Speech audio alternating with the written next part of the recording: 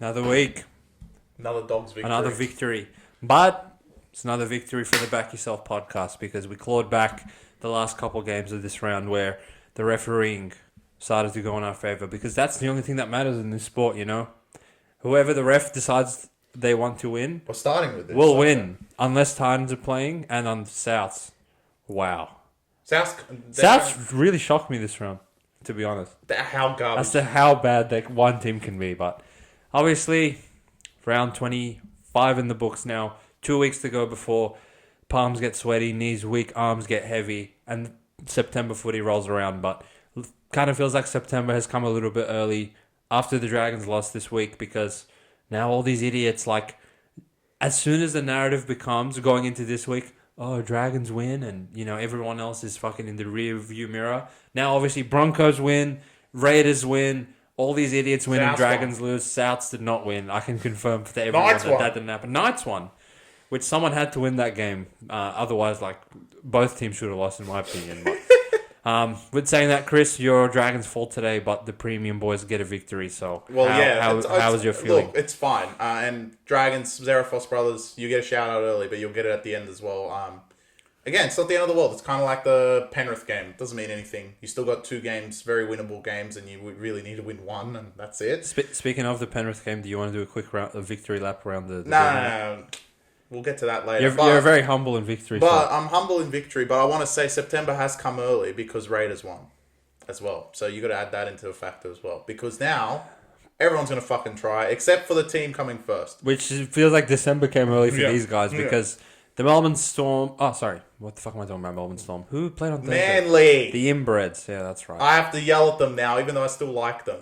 So Manly fell short to Tigers. Don't yell at Manly. I'll defend them because no one else will. And I actually have a message for like the general consensus footy fan or like the casual punter that has the audacity to blow up at Manly in this game. Look, if this game played tomorrow, I wouldn't lay 13.5. You guys are right. I'd lay 24.5. Fuck Tigers, man. There was no reason for these cunts to win. If the roles were reversed and the ref like... Which we'll get to the refereeing, like obviously in the next game more so. But the first sin bin. Okay, the game starts at 16-0, all right? I bet like all these cunts that are calling out Manly for being garbage. We're like, oh yeah, like typical. You beat Tigers. Typical Thursday night, like Manly are killing Tigers, big whoop, right? But then after, all right, they concede the soft try to Appy, like that's not great. Then they conceded on some other garbage, that wasn't great either. But the reason Tigers were down their end so often and so many times in that first half to even get to a point where it's 16-12, this ref was just penalising fucking everything. Yeah, he was, yeah. And that's not unique to this game, right? Penalties and like piggybacks out of your own end of the field is common in every single game. But the sequencing of penalty, sin bin, every other game it's just penalty.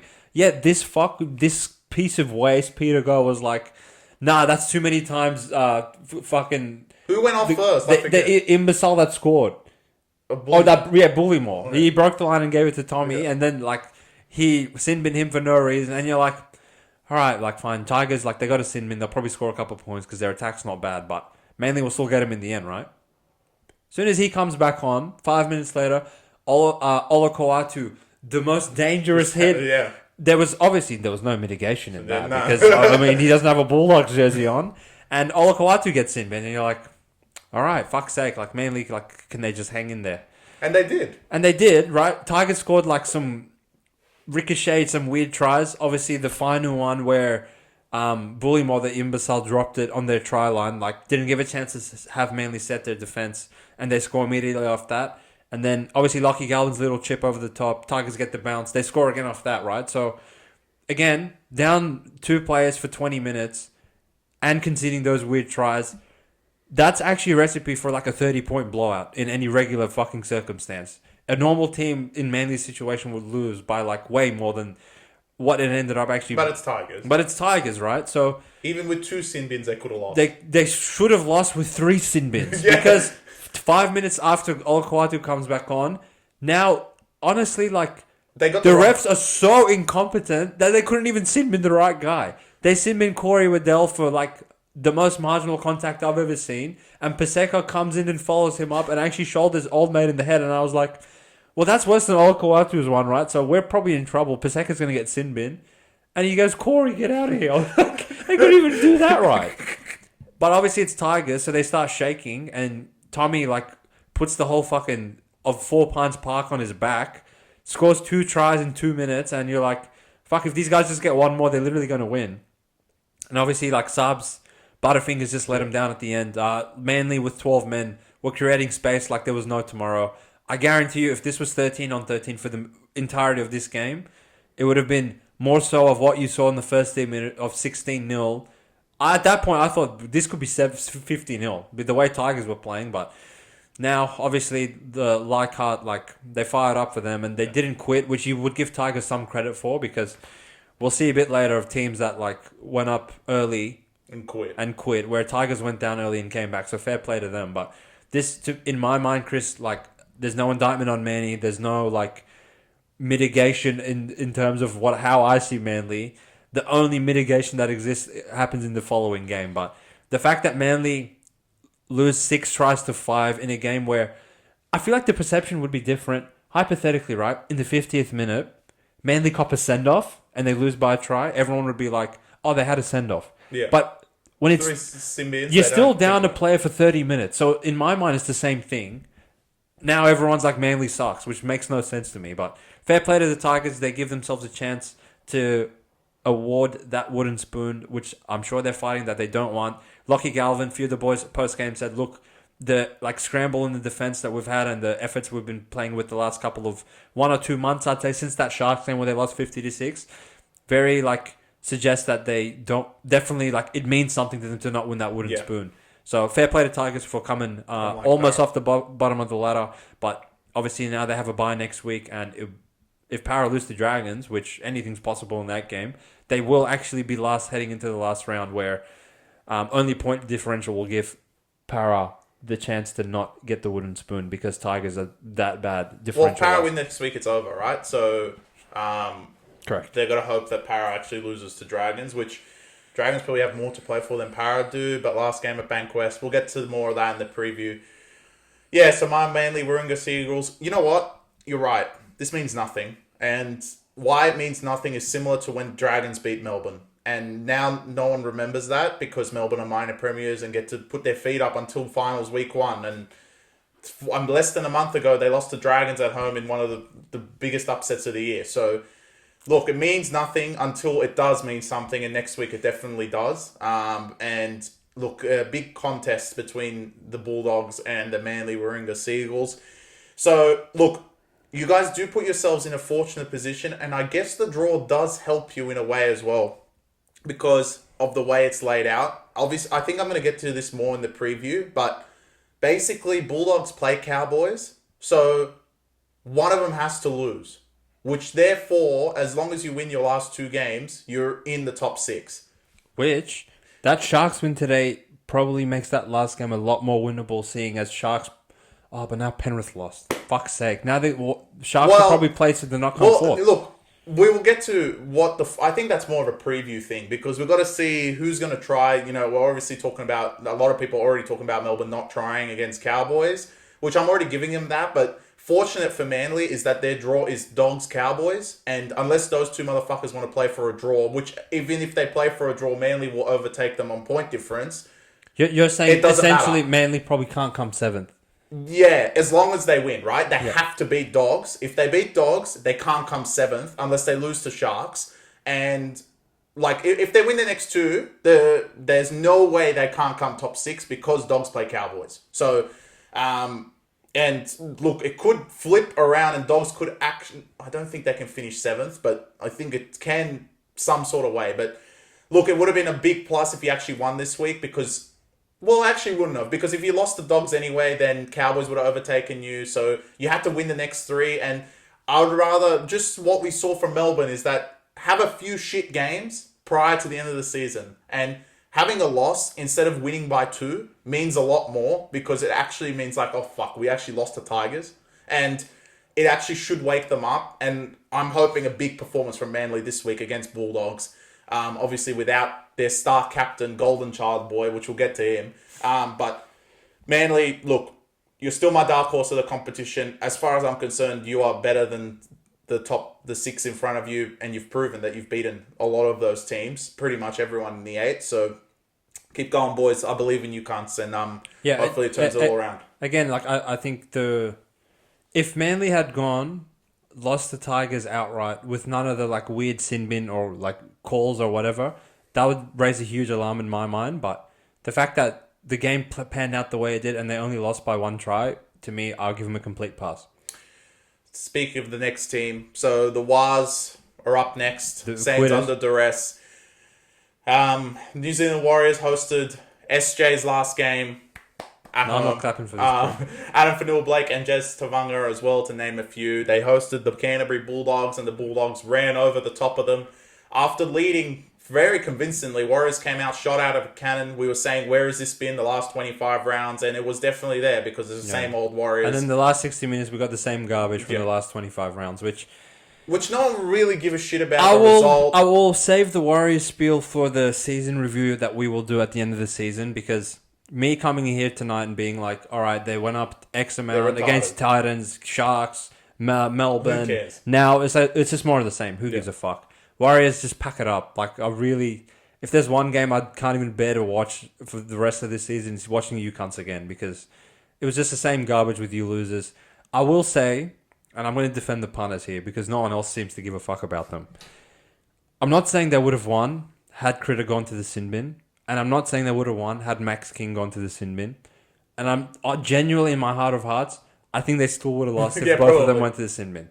But this is some garbage, right?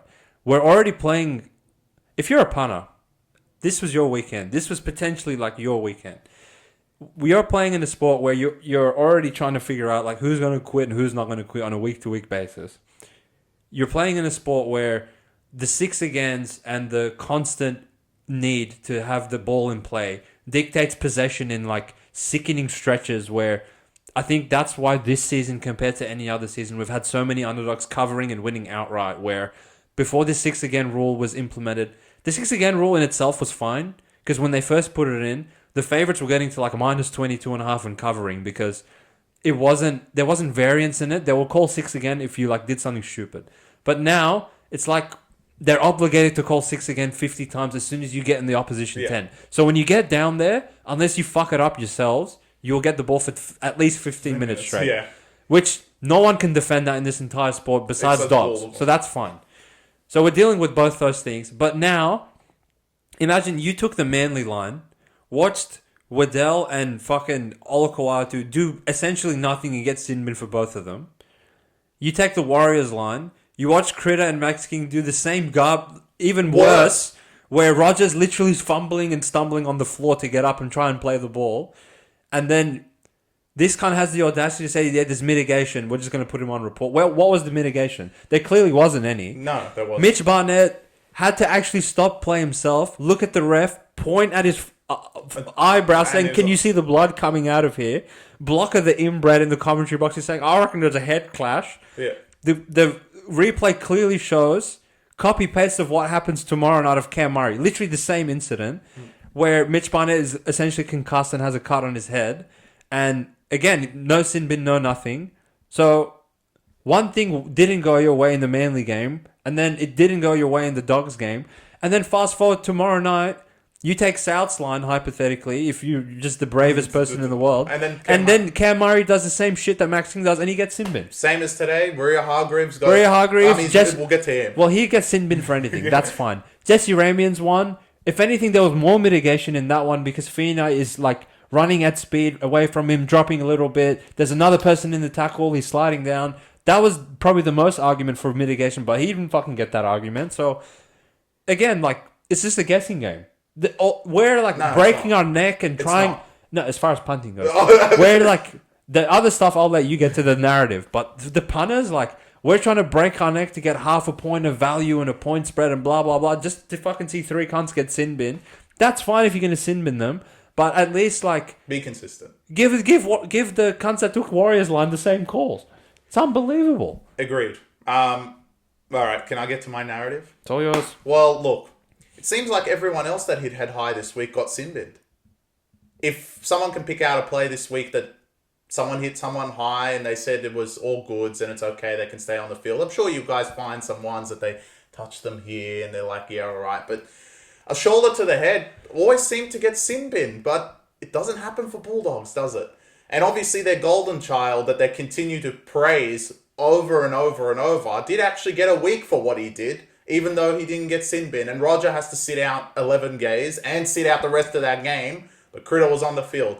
So, look, right now, we have a competition that everyone just wants a narrative. It can't be Penrith anymore because Penrith they try to win and they still fuck it up because they can't breed any more fucking garbage players that play good anymore because they're actually garbage, i.e. Dane Laurie, Schindler's List. They're actually shit at the end of the day, and we watched it this week.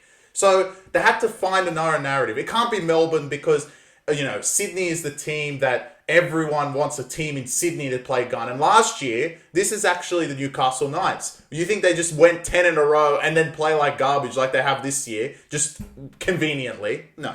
So, look, now the jury's out. Out of the 7 of the 8 games, 7 games, they hit someone high, they got a sin bin. In that one particular fixture, if you got hit high, it was all good. Why does that happen?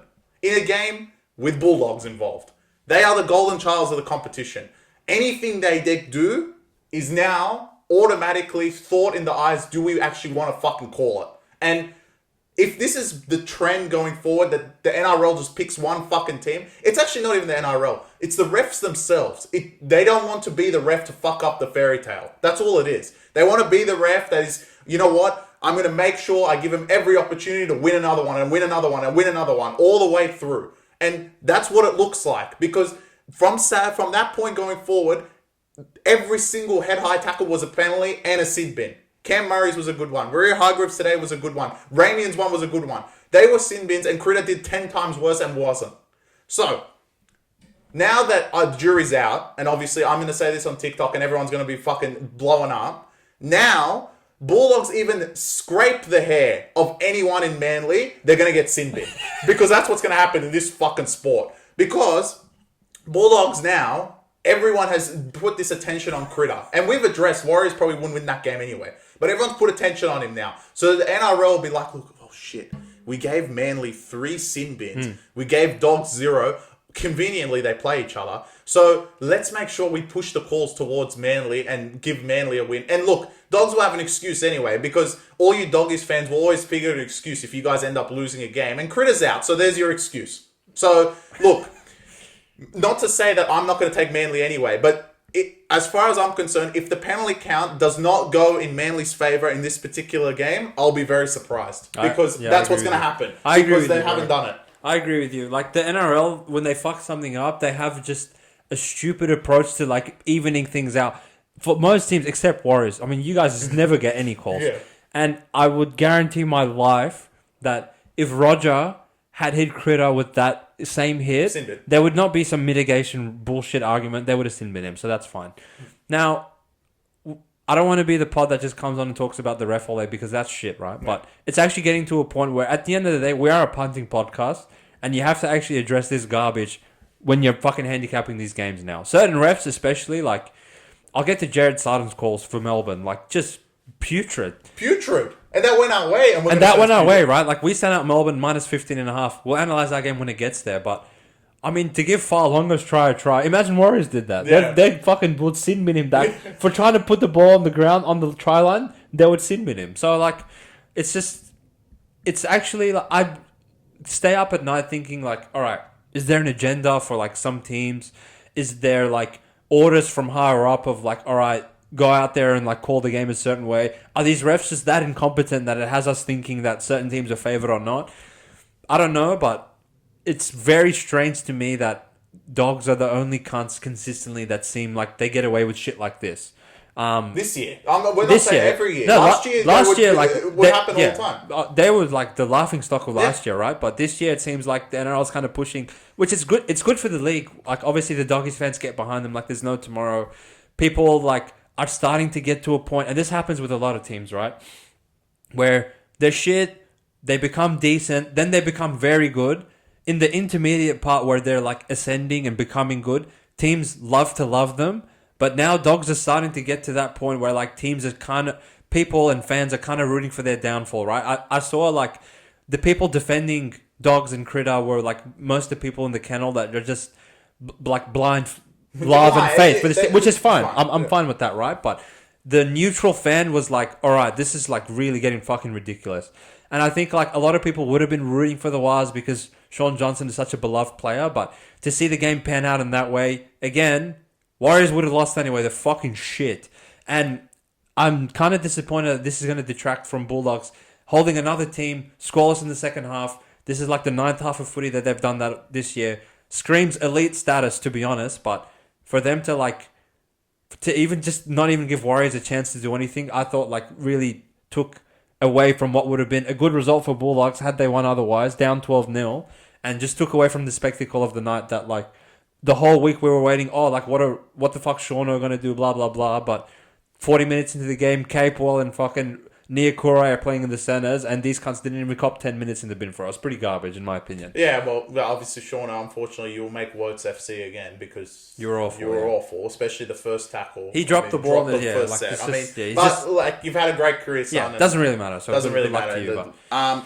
Because that game was such a big talking point, I completely forgot really what happened in this one, other than the fact that Para led 16-0 and then quit. Look, well, they covered. I mean, look, anyone that gives Para a 16-point lead is concerning. Yeah. So anyone that thinks Brisbane's a chance to make the 8, look, anyone's a chance, but fuck, they don't deserve it. I mean... Yeah, really no. Para were literally up 16-0 in 10 minutes. Yeah. 10 minutes into this game, 16-0. And the first try for Para, like, pedestrian defense, like from Brisbane. Again, similar problems to them every other week. Come out sleepwalking, find themselves behind their try line, and you're like, okay, like that's not encouraging for them to concede 3 minutes into the game. And then the jowl. And then like, all right, the second one, I'll put it down to some weird shit. The Broncos players probably thought Russell was going to get thrown out, and then like power play backyard footy and Jowie scores. And the third try, Azzy, what a cutout to the trader Blaze Talangi, goes through, gives it to Sivo, and Brisbane are like 16-0. Like, what the fuck are we doing? Yeah. Then Para obviously like... Who got sin bin in that game, actually? No one. I thought Para got a sin bin. No. They're not that bad. They're that bad that they lost without Well, there's nothing to explain them. They're beyond help. Para, like... That genuinely... One of the worst teams I've ever seen in my life. No, literally, they're one of the worst motors I've seen in a long time. Yeah. And it's actually... It's not even the fact that... It's not even the fact that they were actually bad. And you... In the 10 minutes when they're fresh, Brisbane... If they play like that the rest of it, Brisbane would have lost like 50-0. Okay. Para were tearing them apart. Let me rephrase. I've never met a more confusing team than Para in my life. Know. Why can they play so good, so consistently... for a 10-minute interval every week where they score 3 tries in the 10-minute interval and you're thinking, fuck, they're offloading the ball, they're getting ahead of the advantage line. They're fucking shifting the ball well out the back. There's good shape. Brown, Gutherson, Blaze, all these guys are like putting each other in good positions. And then they just get tired. And then as soon as the other team scores 1 try, it's just a fucking snowball effect. Obviously, Tristan Saylor's try, like Blaze, you're just go to Penrith. Just go to Penrith already. Worst defense I've ever seen. And I want to call out Trent Barrett for like, okay, when Blaze made the decision that I want to go to Penrith, that's fine. Why are you still playing him? Yeah, no. There's no reason. He shouldn't be out there. He shouldn't be out there. And I'm not going to bag him for not being a great defender at the age of 18. That's like, it will come with time. I'm sure he'll turn into a lockdown defender at Penrith conveniently. It scares me, him at 5'8", to be honest. But having said that, like, to give Tristan Saylor a try who hasn't scored since 2018, only Para can do that. Yeah. And then from there, look, Brisbane scored some garbage as well. The Blaze knock-on into the Reynolds pick-6 was awful. Sivo's knock-on directly into Staggs' try was awful. And if you had taken Para plus 9 or 10.5, gone up 16-0, and then got to a point where you weren't covering 5 minutes into this game, I feel sorry for you, but obviously the footy gods prevailed. They weren't going to allow Brisbane to fucking cover 9.5, being stat bad that the little bullshit grubber in for Lane from Dylan... Azzy. Yeah. No, it was Edwards. Edwards. Yeah. It was Ed Brown. Yeah, so he grabs it through. Sean Lane scores. You think, oh, like maybe Para can make a game of it, but they just couldn't. I genuinely can't wait to see the backside of Trent Barrett. The worst winning percentage in the history of the sport at 31%. With the rosters that he's had, this Para one, take out Mitch, they still have Brown and Gutherson. Yeah. They have more to work with, arguably, in my opinion, more than Dragons. Yeah. And if you want to say it's arguable, there's no reason for Dragons to be 8th and Para to be 17th to fucking Tigers. And he made the Manly roster with Carousel and Turbo and Gerbo and Cherry Evans come 15th. Mm-hmm. At Dogs, he couldn't win one single game. But Dean Pay the prior year had a worse roster and won more games with him. So then the fact that anyone signing Trent Barrett in any situation really scares me. I think maybe the players like him because he's like a player's coach or something, but they don't fucking play for him, so that does nothing for me. Yeah, I mean, we're not a podcast to keep fucking annihilating the shit cunts. Para's shit. Let's just say it the way it is. No, right? no, I'll nuke them. No, I know you don't like them, but I like them. They're so fucking fine. Awful. But I want to take some good bits out of their game. And you made a good point. Every game, they always have a 10-15 minute stretch that they look like a top 8 team. Especially offensively. They carve anyone apart. And we've seen it against the best. We saw it against Penrith. I mean, that start of the second half when they played Penrith at Banquet, it was like, who's Penrith playing? Well, Penrith can see that to everyone now. These days, yeah. Which is insane. But, they have that in their game. Can they transform that to 80 minutes next year with Riles? Who knows? But literally, they need to be fucking running laps for the next fucking 9 months. There's no off-season for these pricks. I agree. They don't deserve an off-season. Get the fuck on the only cunts that deserve an off-season, I know a lot of cunts are going to think this is fucking bias, and I'm a Para supporter to say it, but Dylan Brown deserves an off-season. I don't know where the hate gets from this cunt. He's actually trying his fucking ass off for these pricks. Yep. Gutherson, obviously, the cunt needs to take more liquid out of his knee and probably out of his mouth because he needs to shut the fuck up sometimes. But my God, what a captain. The rest of them, these cunts should be running laps the whole off-season. As far as I'm concerned, if they don't come back as the fittest teams, Ryle hasn't done his job. Because literally, if they are fit, when they are in those downslides of they concede one try, maybe concede two, they'll stop them at that point, get the ball back and score. Because with Mitch, they can score. So listen up. Fucking Para, wake the fuck up. It doesn't even matter if you cunts come last because you deserve to come last. I agree. Tigers have shown more effort than you pricks the whole fucking year. But you guys have the upside. Your offense, especially in those 10-15 minutes, has been great against so many teams. Good teams. And you've been great against them. It's just, as soon as shit goes against you, it's like all of a sudden you hit a fatigue wall and that's it, you're done. So look, next year is a big year, and we're not going to beat a dead horse. I still believe they deserve to come last, and I hope they do, so they get a fucking wake-up call as well. Wake the fuck up. Fuck, we did it again. What? We took a Para game and talked about Para the whole time. So anyway, let's put a ball on Para. It's only been 8 minutes. What, you want to talk about Raiders? Actually, I've got plenty to say. I want to talk about Broncos. How can anyone want these pricks in the 8 with the fucking bullshit that they've done this whole season? They just want a narrative. They just want a narrative. Is that all everyone wants? Everyone just wants a narrative. Oh, these cunts won 5 in a row and they made the 8.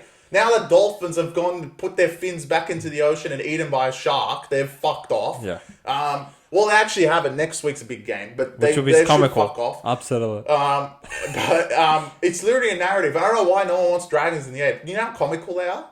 Nah, the Broncos were like... They don't deserve it. To fall asleep to Para like that off a bye was truly concerning in my mind. And again, we're 25 weeks into the season, right? Maybe everyone doesn't watch teams to the extent that we do. Maybe we're the suckers that will just sit around and watch footy all day. But if you've watched Broncos for 25 rounds, how the fuck can you watch the product that they've put on the field and be like, I want these guys in the 8?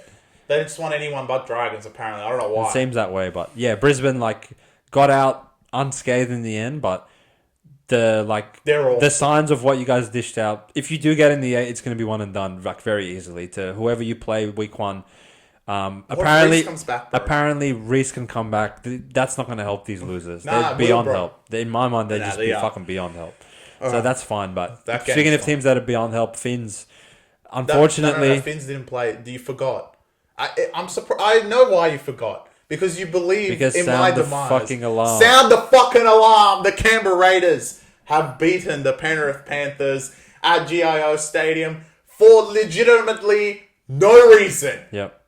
No reason. Yep. Other than the fact that I want to call out a particular coach He's a 3-time champ, so what can I really say? But I'm high alert on this cunt. I mean, these selections are really strange, to be honest. And actually, you deserve to be 4th because of the selections. Why is Turuva not in the team? If you have a vendetta that Turuva, and you know what, you do remember that Luai is actually not going to be there next to, right? Do remember that? I know you can't drop Luai, but why drop Turuva? You've actually put yourselves in your own demise because of this. You easily could have lost to Para because Dane Laurie was there. You lost to Melbourne with Dane Laurie there. And now you've lost to Raiders with Dane Laurie there. And it's not just Dane Laurie. I mean, why is Schindler there? Why? He was awful. Awful. And you know what? You're going to have to play him now because Jack Cole went ahead and got fucking hip dropped in New South Wales Cup and he's out for the rest of the season. So he's going to be in there for the next 3 games. And now you're fucking chasing to not fucking come 4th because you're going to have to get Cleary strapped up, ready to go, get everyone ready to go face the fucking biggest sleeping team to play 1 fucking game, and these cunts have been resting for 6 months. Literally, they're resting from now, and they're gonna rape the shit out of your team week 1, and you've basically blown your fucking bye because you've selected some morons, and it literally showed on the field. There is no team in the competition, and Penrith won't get this slack because they're 3 times champions. But there's no team in the competition that has 60% possessions and loses to Raiders. And it's not going to get called out. Everyone's going to call out me for saying this garbage because they're 3-time champs. I understand they're 3-time champs. They're very good. But you do not lose when you have 60% possession. We complain saying the possession should be even because you kick the ball, you get the ball back. You kick the ball, you get a set restart, you get a couple set restarts. There should never be a stage that you have 60% possession. And even if you do, if you lose to Melbourne, you lose to Roosters, you lose to Sharks, you lose to Penrith yourselves. You don't lose to fucking Raiders. And Raiders were god-awful. God-awful. They were letting you guys walk through the middle of the field. And my upset alert, I mean, I still don't know how it won. I do not understand. And Penrith, look, you've put yourselves in this position. To be in this position, it's the losses to Dragons at home during Origin. It's lost to Cowboys at home during Origin. And now the loss to fucking Raiders. And you're now 4th, which is the worst scenario because you have to play Melbourne and you might have to play him twice in the grand final. Honestly, you may as well tank and come 5th. Fuck going there. Literally, so there is no point of coming 4th. It's a worse position to come. I agree. Again, well done for hitting upset alert, mate. I think that's back-to-back weeks. Yeah. Giving juicy ones out. Melbourne last week against Penrith. Raiders last week against Penrith. So whoever plays Penrith next week, you already know what time it is, baby. It's South. Oh, you can't take them. Yeah. It's not miracle. I'll make that clear for everyone. But look, Penrith, in my mind, I think I've had a good read on them the past probably 6 weeks. And again, I was reluctant to lay 9 with them in this game. I took them head-to-head personally because I thought you can't give Raiders a win. And to be honest, they didn't give them a win until they literally gave them the win. Yeah. So that's fine. 60% possession against Raiders, normally that should translate to more than 18 points. I think that's probably where they let themselves down. I would expect Luai to get them on the scoreboard at least for 4 or 5 tries. After James Fisher-Harris scored, you'd think that they kind of were pulling away from the game, and they were. But couple lapses in concentration. Again, what I keep describing these cunts, very un-Penrith-like. Yeah. 2 years ago, Laurie's not there to just allow Albert Hopewadi to walk through the fucking defensive line for no reason whatsoever. And Luai doesn't throw a cutout when they're up for leading with 7 minutes to go in the game to the fastest cunt on the field in Timoko when he gave it to Xavier Savage. So Penrith blew this game. They had enough possession to win the game twice over. Enough calls, 6 again. Penrith fucking have the ball for 5 hours and don't score. But essentially, this is what Penrith have boiled down to in season 2024. We said this last year, and it kind of bit us on the back because I think we were a year early. Obviously, the podcast wasn't around, but after they had lost Carousel, Crichton, Kickow, Burton, all these players, at a certain point we were like, all right, like you can't keep replacing these guys with losers and getting away with it. Last year they got away with it, obviously, because Brisbane capitulated in the final. Like, remember, if this was 2024 and Cogger was playing in Penrith, we would be like, what the fuck are these guys doing? Which we said last year. Yeah, but they win 9 anyway. Again, they still had like Critter and all these cunts, and they still had won because obviously Broncos fucked them in the grand final. This season, when Penrith have been full strength, excluding their week 1 loss to Melbourne, they still have looked like a scary outfit that can beat anyone. And I think when everyone is there, they can still beat anyone. If they went to Melbourne in week 1 and had everyone and won, I would not be surprised at all. But their margin for losing a few players here and there is non-existent.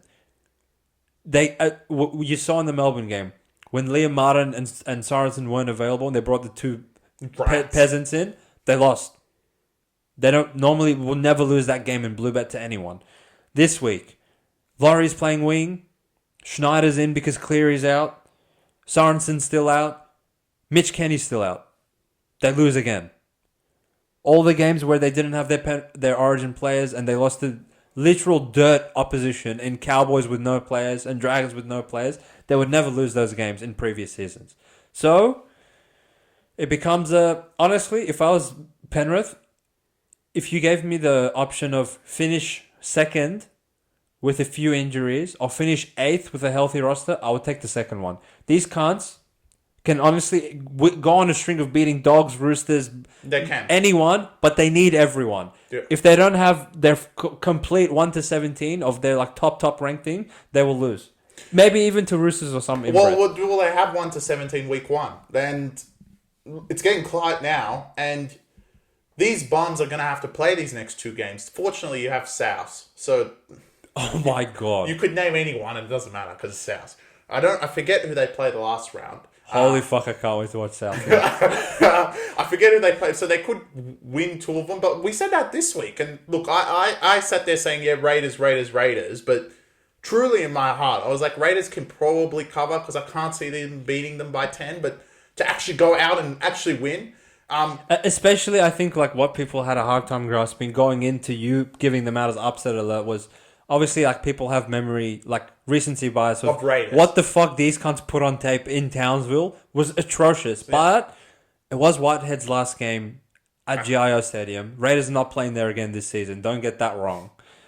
And I think like they did enough to hang in there where like if they had given the same garbage effort that they did against Cowboys, all that Penrith possession would have translated to like 36 points or something. Yeah. But they just hung around, and they gypped him in the end for you, mate. So. Yeah, literally. But it does make, like I said in the preview, interesting. Very interesting end to the season. Now all positions on the line except for the next team who are literally asleep and put the fin down. I mean, Melbourne didn't even try again.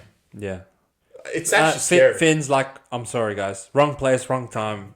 Melbourne, having had the news that Penrith lost and a win wraps up the minor premiership, chuck in Nelson's 200th game, which we make fun of like certain teams having milestone games and fucking it up. Cowboys. Melbourne are one team that you do not want to play them in like one of their important pieces is major game because they always kill everyone in Melbourne. Their last regular season game in Melbourne, the stars aligned for them to absolutely murder the shit out of Dolphins, and that's exactly what they did. Chris, again, the messiah of Melbourne, pre-game called that Farlongo's going to go through the wing, Wishart's going to go to the bench, and they're just going to go murder these cunts, and that's exactly what happened. If you took the points with Dolphins, I could see your rationale, but like I said, wrong place, wrong time. They hung in there for about 20 minutes, and I don't know, like Jared Sutton is just... I actually want to strangle him. He gave Dolphins the first 5 calls of the game, so a 5-0 penalty count, and I was like, wait till this cunt finds out Melbourne's favourite. Yeah. It's going to switch, and... It switched. Dolphins didn't quite, like...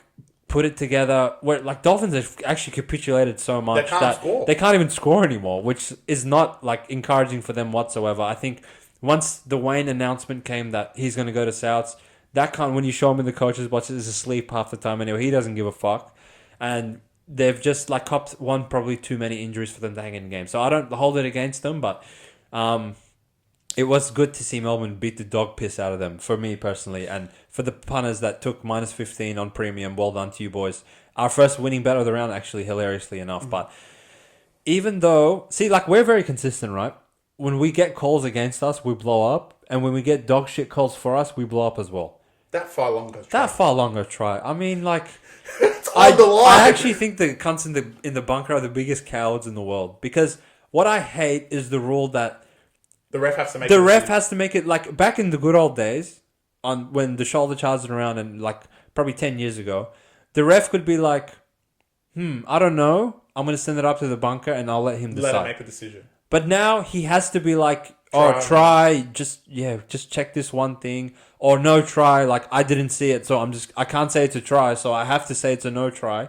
And then, like, how many times do we see cunts that we can pretty much see that the ball's on the line, but he goes, we have inconclusive evidence to overturn the referee. Yeah. Or in this case, this motherfucker had the most conclusive evidence ever of a frame of the ball on the fucking dead ball line, and he's like, nah, Jared Sutton from 50 metres away was like, I think it's a try.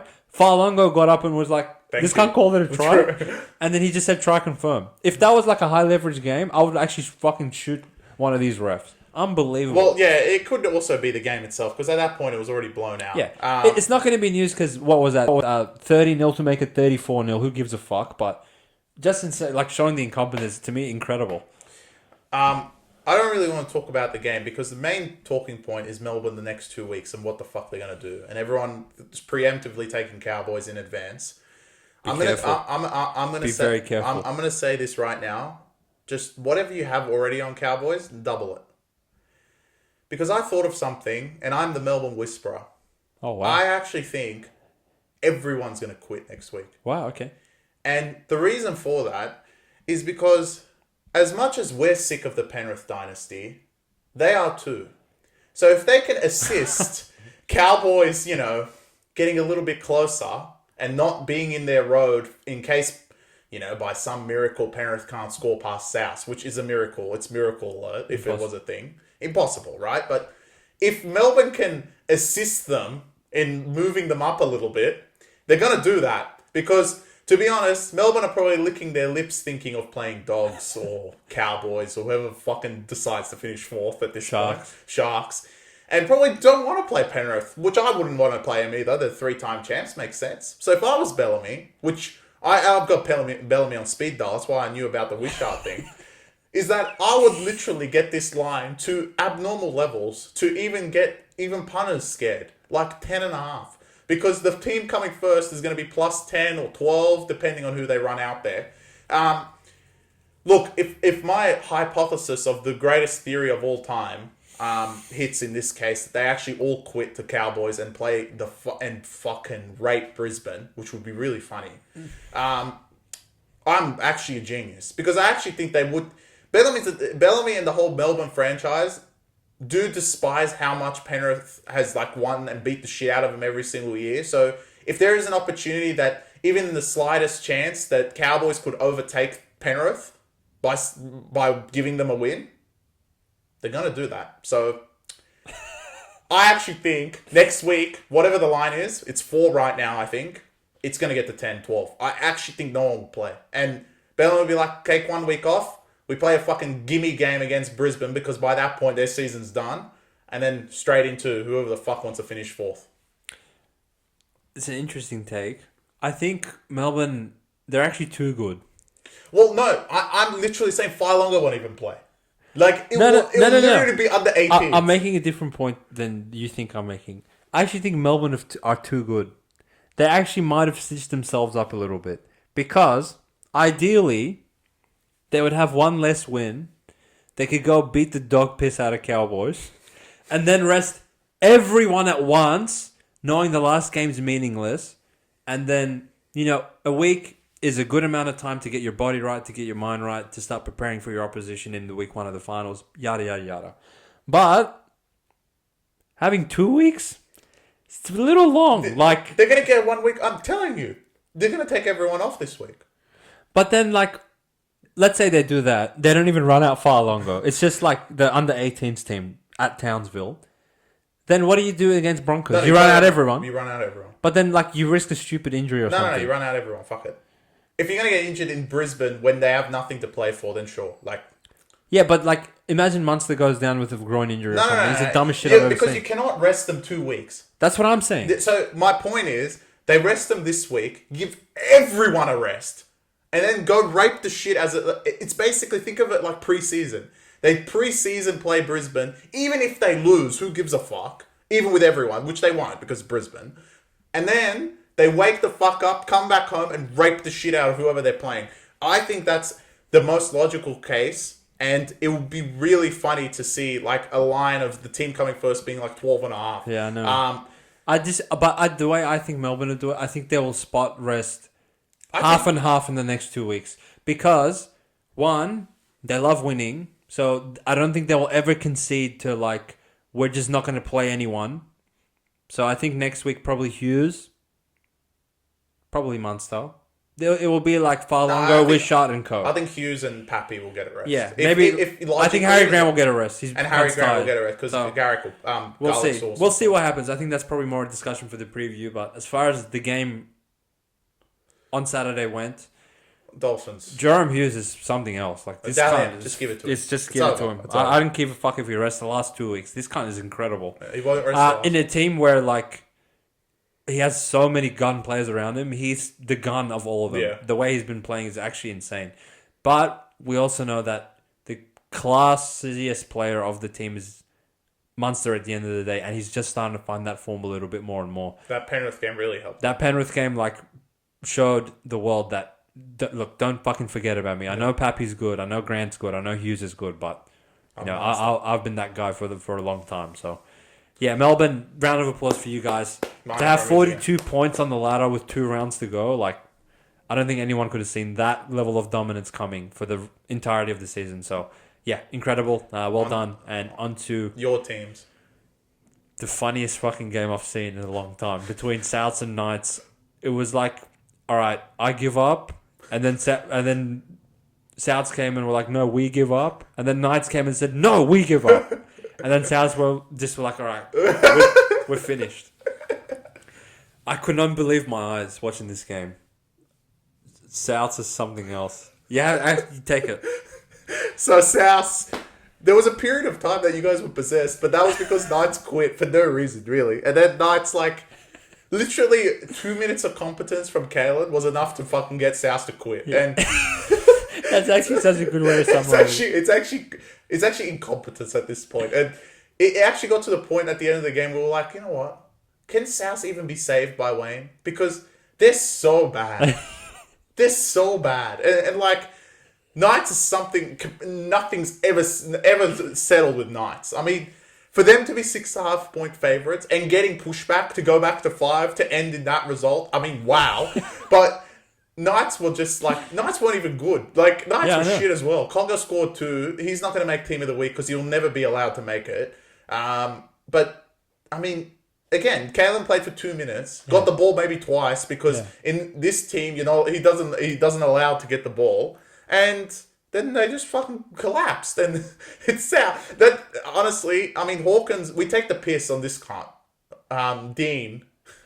But that tackle on Dylan Lucas to let him walk over, I mean, wow. It actually could compete the Talangi one on Friday. It was so close.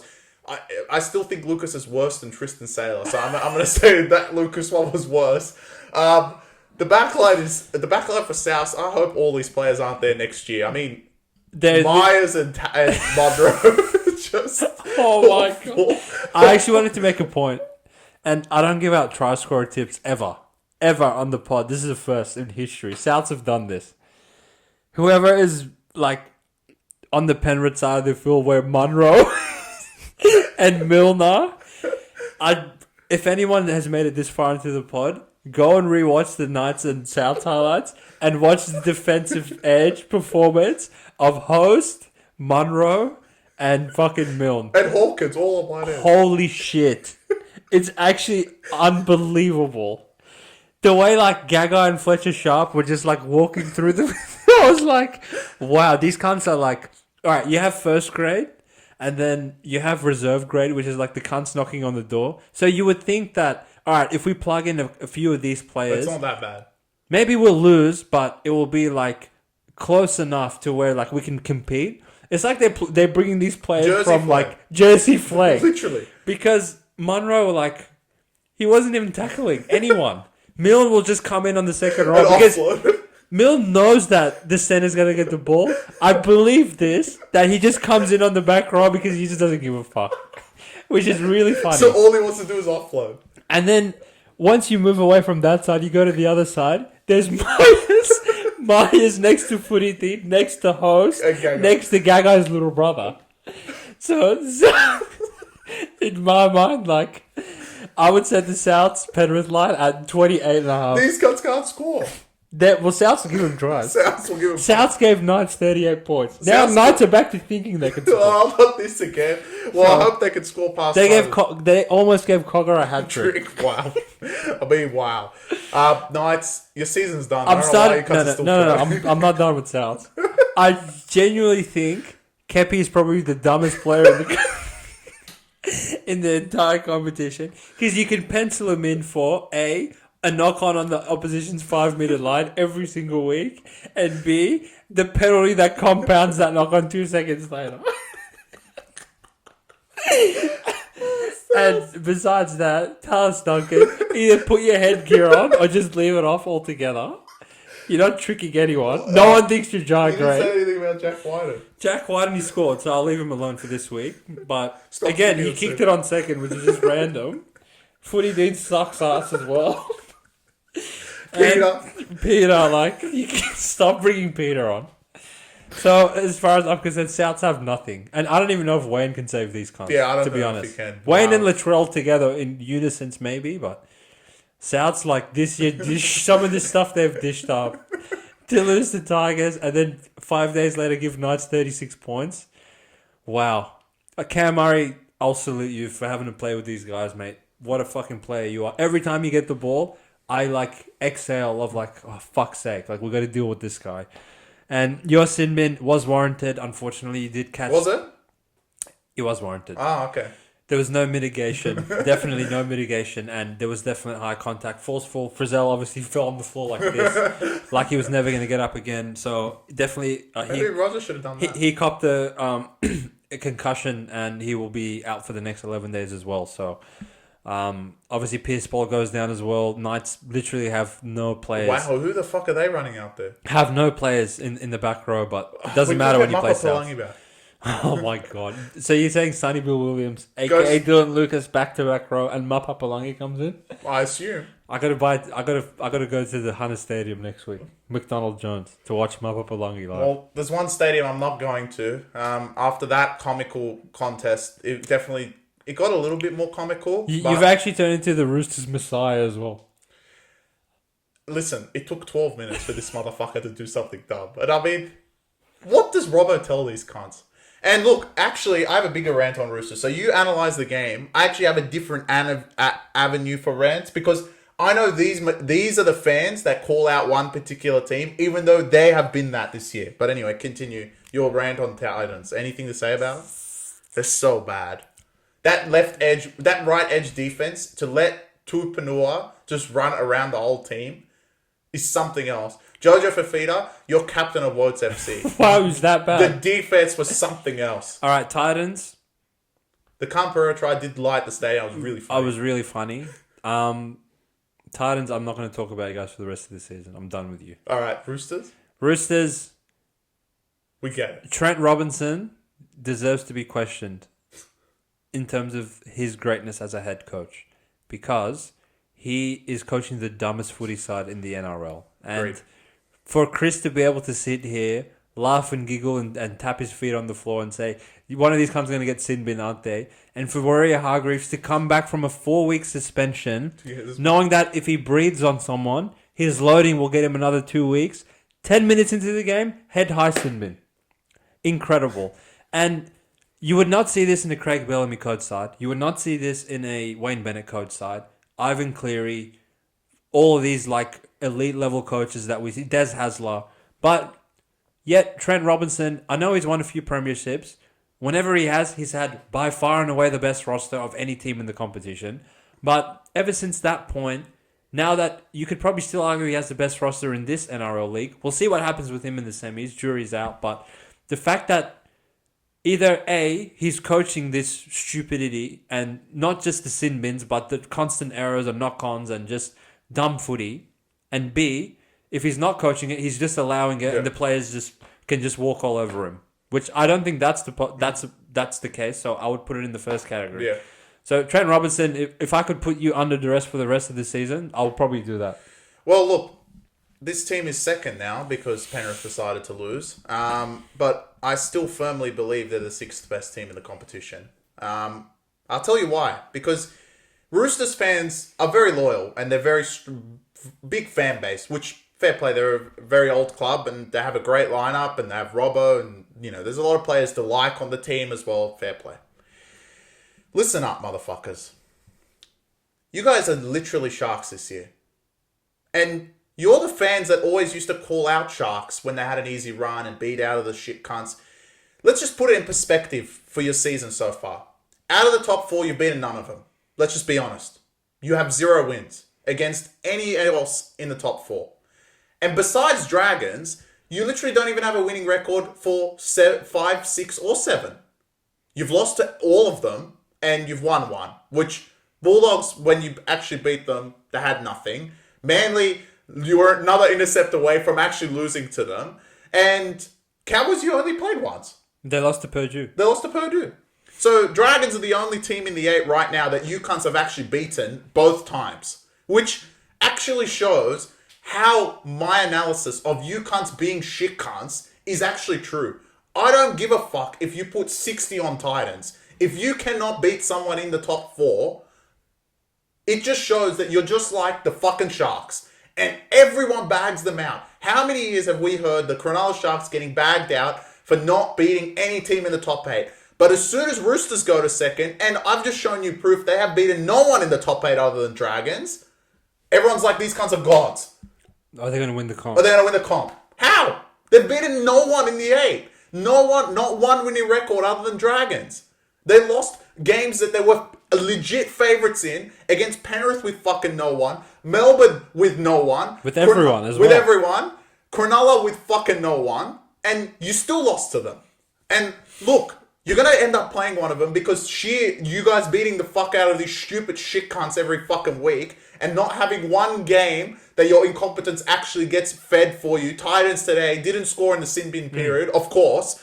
As soon as you play some shit cunts, you turn it on and score 50. But against the good teams, we've seen that you cannot score and then your stupidity ends up losing the game. So, legit, all you cunts that actually think you cunts can win a comp, wake the fuck up. I say you're the 16th best in the comp for a fucking reason. You haven't beaten any of these fucking teams. So what the fuck makes you in the finals all of a sudden you're going to turn fucking gods? You haven't beaten any of them when you've been better than them on paper with better players and the other team not having their players. You expect full strength Melbourne, full strength Sharks, full strength Penrith. You're just going to fucking walk over them in the finals. Yeah, we're going to have a good time. We're going to score 50. Proven you haven't done that. So look, you guys may be second, but in my book, you're the 6th best team in the competition. And I actually believe that you'll lose to Bulldogs and you would lose to Manly in a finals game. Come at me. Because as far as I'm concerned, you've proved nothing this year. Interesting take, mate. And look, if anyone disagrees with Chris's Roosters take, and I feel like they've gotten a little bit more traction in the past couple of weeks because maybe people saw Cleary get injured or they see Penrith slide down the ladder. Now, you look at the ladder, you see Roosters second with that mammoth point differential in their favour. They're getting a bit more traction of, it's going to be Melbourne and Roosters in the grand final. Oh, Roosters can win the comp. If you actually think that, I would genuinely be intrigued as to what your argument is to counter Chris's point of how are they any different from when Sharks came second. Maybe they have a little bit more pedigree in the playoffs of... in the finals, some dickhead's going to be like, hey, this isn't US sports, who gives a fuck? You know what I'm talking about. Yeah. But if someone can actually make the logical point of, look, they can beat Melbourne and Penrith and... Can they? Whoever the fuck they end up playing because of X and Y reason, I want to know what X and Y reason Well, look, the way they're going to have to play Sharks week 1, which I'll get to them in a second. Week 2, where Penrith are, when you come back, you're going to have to play them. If it ends like this and Penrith lose to Melbourne. And then you're going to have to play Melbourne in the grand final. And all 3 of these teams you haven't beaten. So you're all of a sudden going to beat all of a sudden you're going to beat all 3 of them. Yeah. I just don't see that happening. Yeah, fair enough. I kind of really struggle to fucking understand the Roosters. The team. Because look. They're retarded. For your Sharks comparison, Sharks did beat all the bottom 8 losers in those years that they became top 4. But they didn't beat anyone in the top 8. That's fine. But when they beat those bottom teams, they didn't beat them by this much of a sickening margin every week where before Roosters can run out there, do you think Roosters played good today? No. But they had 50 points, right? Yeah, how? How many weeks have they done that? Where like Anzac Day today, That's why they the become second so time they popular. played Dragons. Do you think they played good against Para last week? No. So how the fuck can they consistently play so bad yet beat the shit cunts by such a fucked up margin? When Sharks were doing it, they were playing pretty good against those bottom 8 teams. They were outplaying them, and they would win them all by like 8 points, 12 points, 16 points. I don't get how Roosters can beat all these other losers, because they're the only team that beats the losers by 50 every week. Melbourne don't cover 20 every week. Penrith don't. Sharks don't anymore compared to at the start of the season. Manly are starting to. Dogs are starting to. Yeah. But Roosters are the only bums that, all right, if Every you run week. out bums against them, they put 50 on them. Whether Roosters play good or they don't. And how can you have such a huge margin of victory against the losers? And then... Not just, all right, we beat the losers and we lose to the good teams. You annihilate the losers and then you look incompetent against the good teams. You didn't lose to Melbourne by 2. You didn't lose to Penrith by 2. You conceded 40 to Sharks, didn't they? You gave Manly 30 after losing to them in round 2 where it was even. Both teams had everyone. So, You lost to Dogs. we lost the Dogs. Yeah, we're down 26-0. Yeah, down in 26-0. So, you lost the Cowboys Yep. with no one. So, I really struggle to make sense of these guys. It's nothing to make sense of, mate. They're not even worth talking more anymore because the game of the round, Dragons, Sharks, which we were all over. Shout out the premium guys. Yeah, you can't. we got this one right, mate. Put it this way. You cannot. And put Sharks minus before one. you get to your Sharks rant, I want to quickly shout out the Zerafos brothers. We know you boys are watching. Again, I'm gonna come on. I'm gonna tell you guys, don't feel too bad. Calm. Don't fall for the bookies and the punters. This is too many times that this has happened, and this has been too easy for us. Yeah. Every time Dragons have played at home to a top 5-6 side, why do they keep closing it 2.5 or 1.5? 1.5. One. Yeah. Essentially, pick them. You're saying Dragons and Sharks are close to being as good as each other. Are you guys fucking insane to do that? Did you not learn your lesson from when you put them 2.5 to Dogs? Did you not learn your lesson from all these other games where they played these 4.5 to Roosters? 4.5 to Roosters. No, Dragons are not that good. No. They might be in the 8, but if you do a little bit more digging, and I'm not the analytics guy, but 13th in attack, 14th in defense, 8th on the ladder by the skin of your teeth, where your differential's in the minus 100 range. That is not enough to be fucking almost pick 'em to a team like Sharks, who, all right, maybe I fucked up saying Titans are going to beat them 2 weeks ago, but Sharks have shown that consistently outside of that 3 or 4 week stretch in the middle of the season where Hines was playing without any confidence. Other than that, you can pencil Sharks in to play good majority of the weeks, and when they play good, their good is just way better than the Dragons' good. Again, I don't think Dragons were particularly bad today. Maybe on a better night they would play a little bit better with the ball in hand in terms of their ability to score on the Sharks' opposition goal line, but if anything, I thought Dragons did well to only be down 8 at halftime. These cunts were getting killed, in my opinion. Yeah. Dragons, no love. I mean, you got Para and Raiders. You should win one. So that's all you need to fucking do, really. No, they don't. Because They're going to win both of them. No, don't worry. Because Brisbane of War are coming to beat Melbourne. These guys are the facade of fucking... Yeah. They will lose next week, don't worry. Cool. Both of them. So, look. I want to talk more about Sharks. Because I'm going to fall for the trap again. And maybe it's my fault. Sharks are good. Sharks are good. Yeah. And I'm going to fall for the trap because I say this every year at this time of the season. And I actually said it in the Titans game. Because when they get a big win like that... And they did it last year when they beat South in Perth for no reason, with no players. Then they win these games going into the finals and everyone's already off them. Clearly, everyone was off them. Why are they 1.5? Or 2.5? Or whatever the fucking line closed out. It was 1.5 at one point. Everyone's off them because the jury's out on Sharks. They're shit. They don't have Hines. And today, they really had fucking nothing, to be honest. I mean, Haradi and Stone Street on the wings, who played good, but... Nothing compared to Ronaldo and Katoa. Yeah. And it didn't look like it. And to be honest, other than the Knights' garbage that they scored last week, their defense the last 3 weeks has been very good. To keep Titans to 0, Dragons who know, like, at the end of the day, their questioning of the defense and their offense is a bit, but to keep him to 10 is pretty fucking good. I agree. And then the Knights game, they conceded 18, which in a game that Sharks actually played terrible, and they should have actually lost that game, but they won anyway.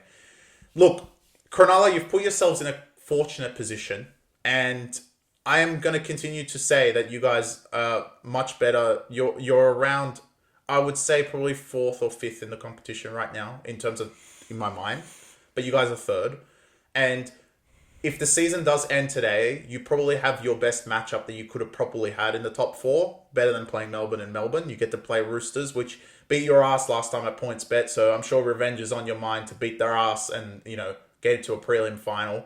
But honestly, the defense has really turned up a dial the last couple of weeks back to what Craig Fitzgibbon should be implementing in this team.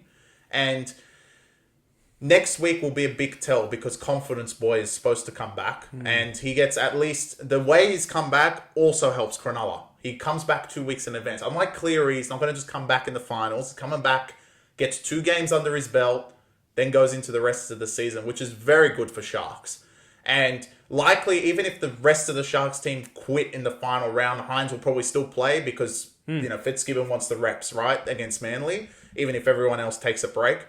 So... I actually think it's just going to be the forwards because, again, Ronaldo and Katoa haven't played this week, so I assume they're going to play the next 2 weeks too. So we'll see. But to be honest, they're just a class outfit, and they literally outclassed Dragons today. And just even with all their outs, they're just the defense and the ability just to close out games and just put the vice on a team and be like, this is done. And Dragons were done. And the tries at the end were just...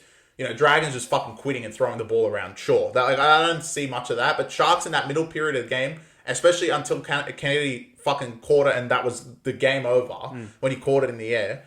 I truly believe they're a chance against the Sydney Roosters. And they're going to be getting points that game. So you can already know the alarm will be sounded probably for that game. But honestly, they've been playing very classy the last 3 weeks. Back to what we saw when they were 10-1. And to their...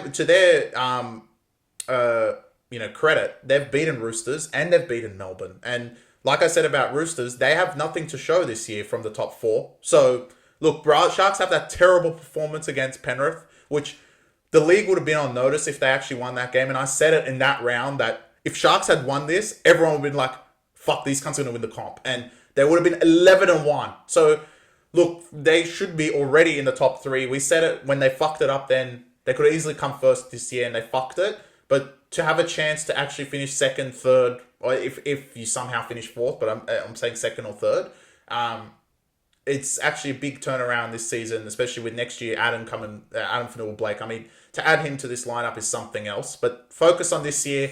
I actually think you're a chance against the Sydney Roosters. So I hope this is a matchup that we have. And to be honest, you guys have been the rising team in the competition that has definitely been under the radar. Everyone's talking about Melbourne. Everyone's talking about Roosters. Everyone's talking about Bulldogs. No one really gives a fuck about Sharks. And Sharks kind of like this scenario. When they get really boosted up, that's when they fuck it up. That's when they fuck it up, yeah. When they're not as boosted up, the year they came 2nd, they were so hot. Everyone was like, oh my God, look at Sharks. And then they fucked it up to Cowboys. Now that they're 3rd, no one even cares. And to be honest, I'd rather keep it that way. It's similar to what I say about Manly. I'd rather no one gives a fuck about them. And the 1 week that everyone gave a fuck about him this week, they fuck it up, right? So, obviously with the referee's calls, but, overall, as soon as someone gets a lot of clout, except Bulldogs, they fuck it up the week after. And Sharks have been under the radar the whole year, and they're in the top 3, and you got to give credit to them because they have beaten top 4 teams, and today they just outclassed Dragons. Dragons... just win 1 or 2. I truly believe they're both going to lose next week, to be honest. So you guys just need to win 1. So I think you win 1, you're in the 8, and think about Bulldogs. You might even get a week off. Yeah, I don't think there's much to say on the Dragons front. You just lost to a better team today. It's no big deal. You still control your own fate. And luckily for you guys, you play 2 teams that you should be better than. Yeah. Although now Raiders probably seem a bit frisky. Yeah, but they're finished. They're going to play Roosters and probably get killed because it's Roosters. Raiders are in the bottom 8. So once that happens, you even play him at the perfect time, right? Yeah. Like, let's say they played Raiders next week. Raiders would be like, fuck, if we beat Dragons, then maybe Roosters will quit and blah, blah, blah. But no, you play them in the last round after probably they're already going to get killed by Roosters. On the Sharks side, again, Chris, to your point, the reason they've gone under the radar is because of what I said 3 months ago, that no one gives a fuck what you do in the regular season. Not just because you've lost in the previous couple of finals runs. It's how you've lost and who you lost to. Yeah. So they had an opportunity to kind of take that argument out of the equation when they beat Roosters, Melbourne. Back to back.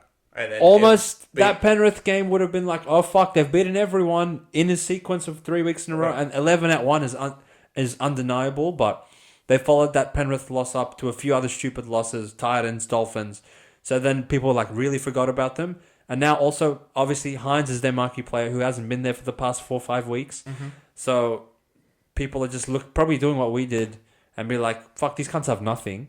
And little do they know, Atkinson's playing gun, Trindle's playing gun, Brayley's playing great, McInnes is playing great. Outside backs, they can plug in Stone Street and God knows who on the other wing. He's, wow. Automatically a selection for Wards FC, even before he plays. But they can still go to the Gong, win in convincing fashion, 38-10. Didn't even break a sweat, and yeah. Did Talca even play today? He didn't even play, did he? He's out as well. Didn't even matter. Incredible. But yeah, look, Sharks. We'll see what happens in the next 2 weeks with you guys, but like I said, probably doesn't matter until week 1, which I think they've at least earned a chance of redeeming themselves with that matchup of Roosters. I think they deserve that chance. If they go fuck that up again, then all this was pointless, right? But if they go and beat the Roosters, then that's like a whole different sort of scenario where, oh fuck, Sharks have a prelim final and a bye. They dodge Melbourne for another week, assuming Melbourne win week 1, and they play Penrith. What a game. They might play Penrith or something after Penrith have to break their neck trying to beat Dogs or Manly or whoever. See what happens. 2 revenge spots, We'll see what it's after fucking it up from first and going all the way down to 4th. We were thinking, oh, they're maybe going to drop out. Bulldogs might come 4th or whatever. Now you look up in the 3rd, it's working out in your favor. We'll see what happens with that. Correct. But I think we're running overtime on this pod. I think it was a great podcast. It was. I think it was the round had a lot of talking points, so that's probably what gave us a lot of talk. Next round is going to have. It might be even longer than this. Yeah, just set 3 hours aside. Come the preview. I mean, wow, it looks fantastic. Good matchups all over the board. I really can't sleep thinking about South. I just can't wait to watch them. Obviously, Manly Dogs, Cowboys, Melbourne. What we're going to get from that? Raiders are going to quit. Yeah, big quit job. Knights. Why do they have a chance? Well, they give Titans to win. And then Broncos, Dolphins, which is a huge game as well. You'll find out our thoughts come the preview. But thanks for hanging with us. If you stayed this round, peace out. Gamble irresponsibly. Let's go. Peace.